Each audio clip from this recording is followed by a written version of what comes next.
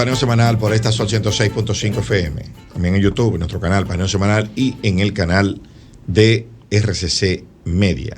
Y en nuestras redes sociales, Paneo Semanal.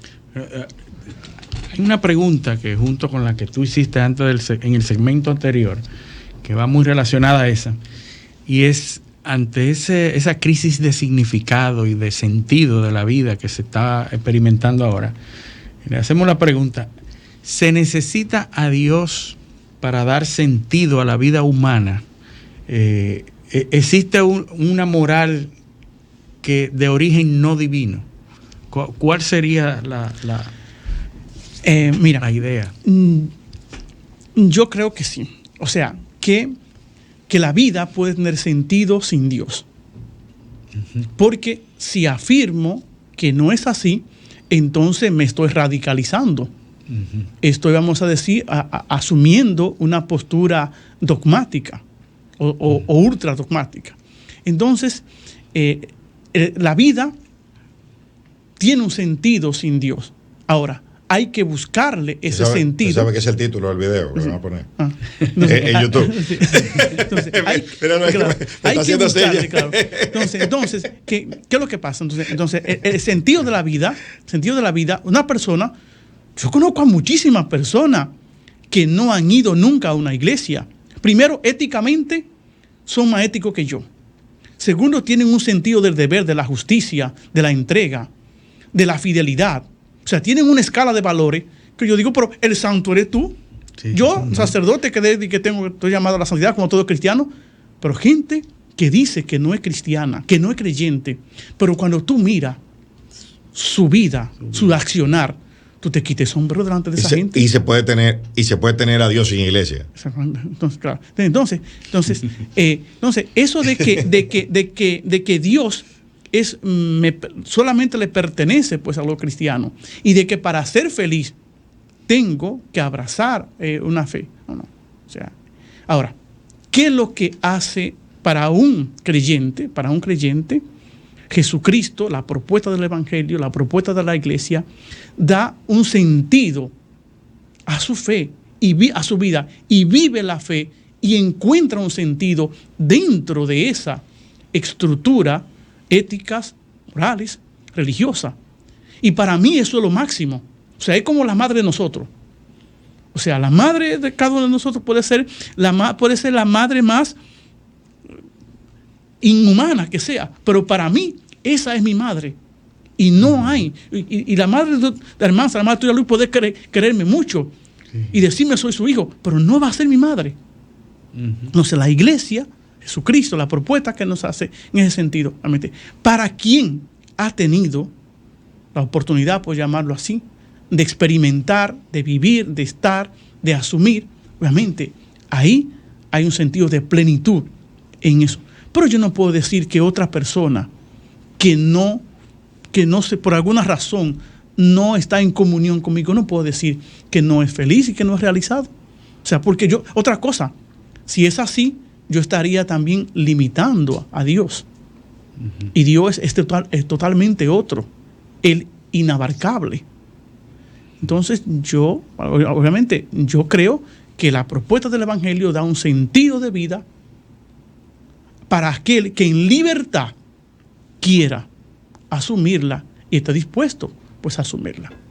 Pero hay gente que no. Y viven una vida ética. Es que la base precisamente de la fe es la libertad. La libertad de elección. Claro. Entonces no puede ser excluyente. Entonces, hay otras maneras, vamos a decir. Es como la espiritualidad. A mis alumnos, yo les pregunto, ¿se puede haber una espiritualidad sin Dios? La primera reacción de mis alumnos es no hay espiritualidad sin Dios. Porque por mucho tiempo la espiritualidad estuvo supeditada a las religiones, a las iglesias, a la institución. Pero hoy sabemos antropológicamente que la espiritualidad es una condición humana. Todo ser humano tiene la capacidad de abrirse a la trascendencia y de cultivar la vida espiritual.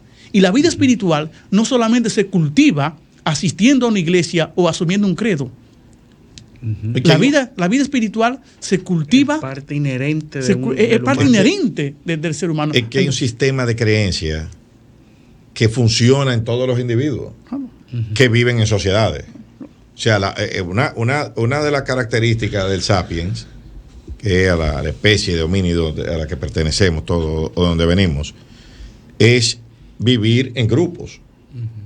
Y parte de la cohesión de ese grupo también está en torno a una creencia. Y a medida que los grupos se van ampliando, hay que vivir bajo un mito, bajo un relato, una narrativa, una historia, un relato. Sí, no necesariamente. Que no necesariamente es un mito, pero el relato puede ser real. Sí. O tener elementos de realidad. Hay que vivir bajo un relato. Y el relato del nacionalismo, el relato de la creencia. La cohesión del grupo, la cohesión, que le da cohesión y sentido. Y una justificación de las reglas. Las reglas necesitan una justificación. ¿Por una qué? Autoridad. Exacto, y una fuente de donde proviene. ¿Por qué yo tengo que obedecer esto?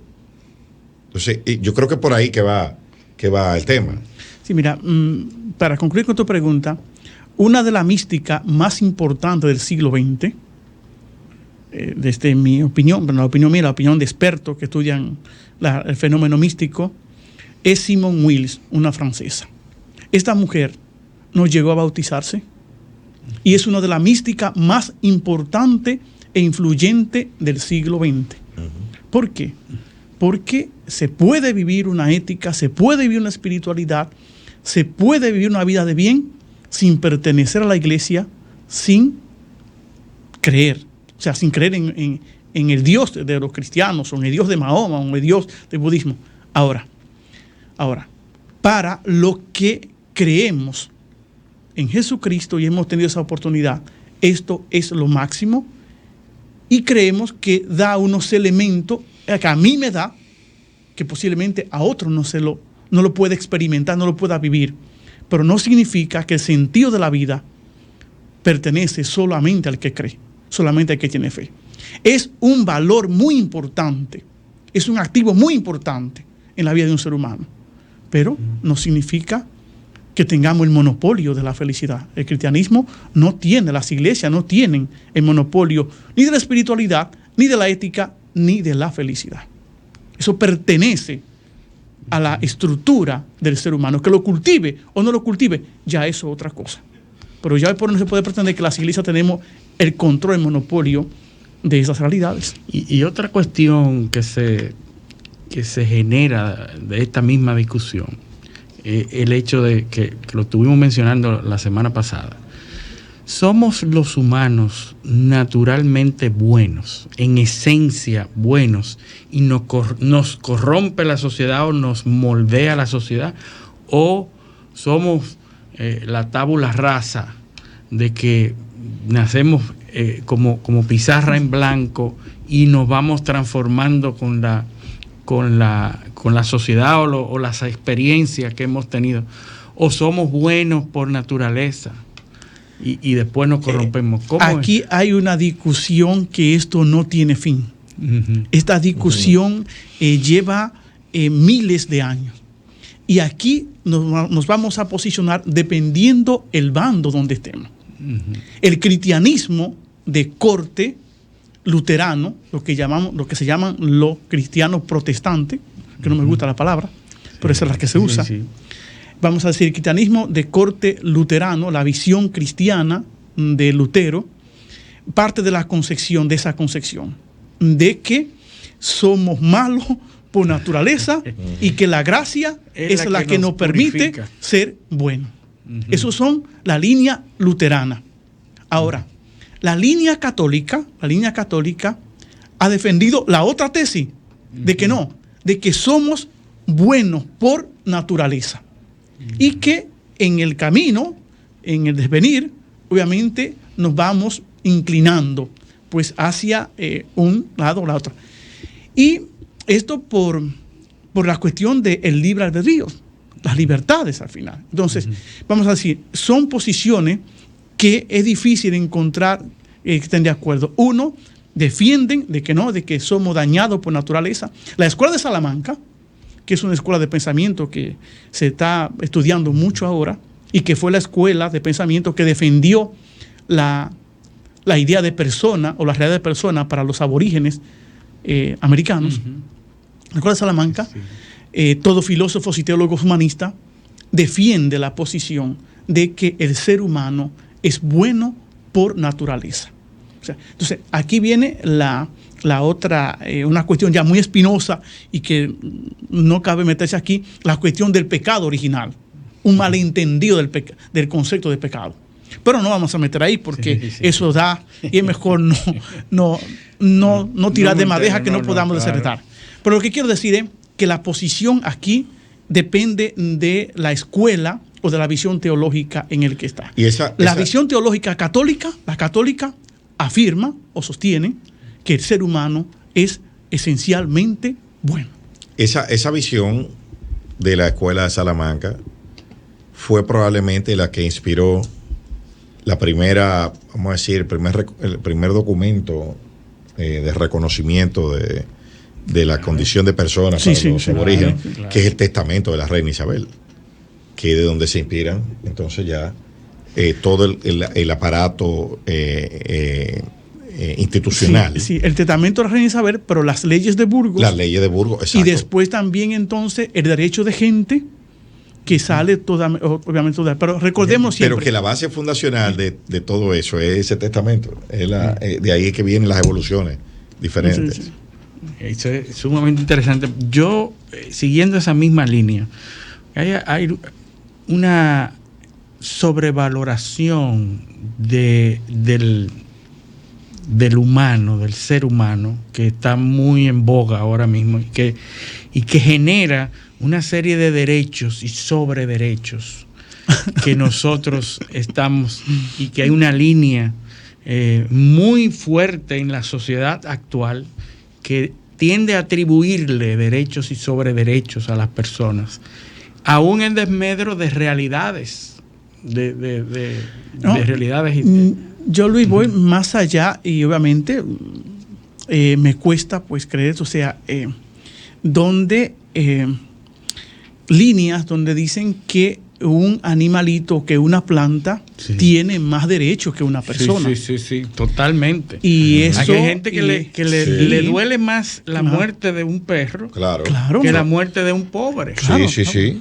No. Entonces hay una corriente. Ahora, yo creo que sí. Yo creo que, como dice un teólogo que se llama Mullman dice: los derechos del ser humano tienen que pasar a los derechos de todo ser viviente. O sea, pero es por extensión. Por el hecho de ser por extensión. Por extensión. Pero ¿quién es? No, porque primero se le reconoce al ser humano. Al ser humano. Y luego entonces pero que esta corriente es lo contrario. Primero tienen derecho los animales, la planta, las piedras, y después entonces... O el mismo derecho. O ejercido de la misma forma. Claro. Y después entonces venimos los humanos. Entonces, obviamente, ahí el cristianismo y la escuela de Salamanca, que es la escuela donde yo estoy formado y la que cito para estas cosas, la escuela de Salamanca, la posición es el ser humano es el sujeto de derecho. Y después entonces los demás participan. Pero, porque Francisco de Vitoria lo resolvió claro en el siglo XVI. Vamos a decir una cosa. Bueno, cuidado, porque ahora las cosas han cambiado. Pero hasta hace poco, si tú, no digo que esté bien, si yo ataba a un perro y lo dejaba morir de sed y de hambre, eso está mal. Sí. Pero yo no iba a los tribunales y era sentenciado a 20 o 30 años de cárcel por haber matado de hambre a una persona, por haber... Sí. Entonces, Francisco de Vitoria se basa en eso, en que quien es objeto de injusticia es el ser humano. Las plantas, los animales, el universo, sí, es objeto, de, vamos a decir, no es objeto de injusticia, sino de mala administración, de mala administración, mal cuidado, mal conducta, pero el derecho. Entonces, pero claro, esto hoy hay una tendencia hoy que no va por ahí. Es un concepto que va diciendo es un concepto lockeano de John Locke, que decía que todas las cosas fueron creadas por Dios en el mundo para ser manejadas por nosotros. ¿Entiendes? Entonces, el derecho es, como hemos dicho, es claro, a través. Exactamente. Ahora, es el hombre el que maneja el sistema pero si de tú administración. eliminas a Dios, eso ya no tendría. Hay una, claro cosa, que no, hay una cuestión. El hecho de que yo tenga derecho no me da autoridad para hacer el mal. O sea, el hecho de que yo tenga derecho de administrar sobre la naturaleza no me da derecho a mí a sacar toda la arena que tiene un río. No, porque Locke dice, claro, lo que dice Locke es para que funcione para el bien común. Exactamente, para el bien común, claro. ¿Entiendes? Él tiene una noción. Sí, porque ¿sabe por qué digo esto? Porque hay una corriente que acusa al cristianismo de ser dominador de la naturaleza y por ser dominador de la naturaleza, saqueador de ella. Una mala interpretación. Claro. Una mala interpretación. Claro, no. Incluso es muy interesante esa lectura de Locke, porque se inspira en textos bíblicos para conectar el razonamiento filosófico del manejo Pero de la... ahora, el asunto del ambientalismo, del ambiente, de todo esto, que ha provocado una corriente que hasta cierto punto a veces es ilógica. El ambientalismo en desmedro de la vida humana. De la vida humana. Es una corriente muy fuerte que está llevando y está manejando la dirección de la humanidad. Sí. Porque eso llega a un punto donde es más importante dejar de usar petróleo y dejar de usar hidrocarburos que la sobrevivencia de un pueblo que no tiene otra forma. Uh-huh. Es más dañino e inmoral usar carbón que sobrevivir. Que prende una calefacción para que un niño no muera. No se muera. Sí. Sí, hay grupos, hay muy radicales y muy dogmáticos. Como decimos, todos los extremos son malos. Entonces, en el mundo del ambientalismo hay facciones, hay grupos, hay tendencias que son muy radicales y, en mi opinión, peligrosas. Nos quedan 3 minutos. Pero yo no quiero que usted se me vaya de aquí sin que hablemos un poco de Nietzsche y aquel postulado de la moral y la estética. La moral es cuestión de estética. Si matas una mariposa, eres un criminal. Si matas una cucaracha, eres un héroe. La moral es cuestión de estética. Eso decía Nietzsche.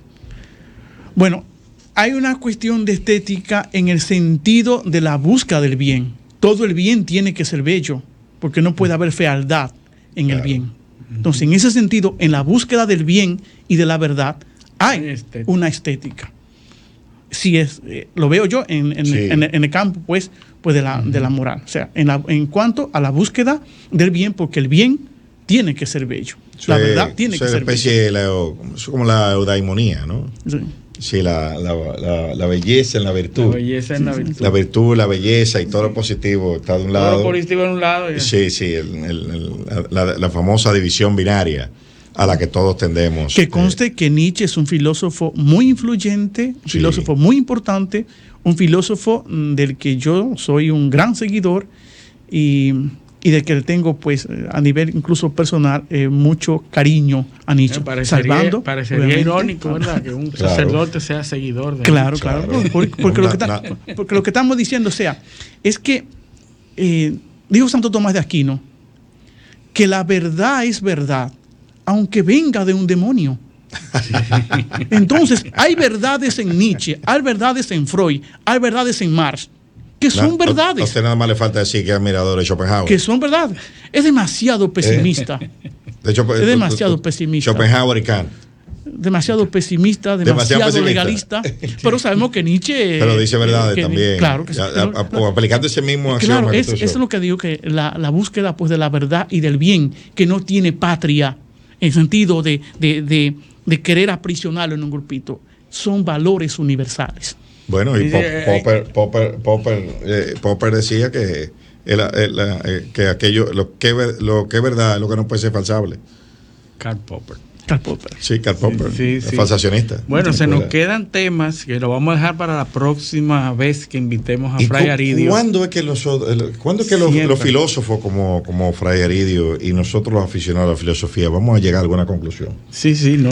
Bueno, Pero mira, es interesante porque estos ya temas no se hablan. Ya en el estamos país. en una conclusión y la conclusión es Que no tenemos conclusión. lo que ha pasado aquí, que podemos hablar Y dialogar. y pasarla bien y gozar sin sacar los cuchillos y los machetes. Claro, Ya, claro. eso es. Claro, y eso es un avance. El que estemos discutiendo Claro. de eso, que hayamos alcanzado el nivel de civilización de poder discutir esto abiertamente y de hacer un paseo por la historia de la filosofía. Y en esos porque términos empezamos- con un sacerdote. Exacto, y con un sacerdote empezamos en Aristóteles, pero hablamos de gente que son, hasta hace poco, proscribían, yo creo, al que hablara, al Sí, que dijera sí, que sí, Nietzsche sí, decía sí. verdad, No, y que se puede alcanzar, y que un sacerdote dijera que la Hemos avanzado. felicidad se puede alcanzar sin Dios. Yo creo que hemos avanzado. Fray Aridio, gracias. Muchísimas gracias Gracias estar por con venir. nosotros. Y a ustedes, nuestros amables teleoyentes, gracias por su sintonía y esperamos con el favor de Dios tenerlos el próximo sábado en otra edición de Paneo Semanal. Hasta entonces.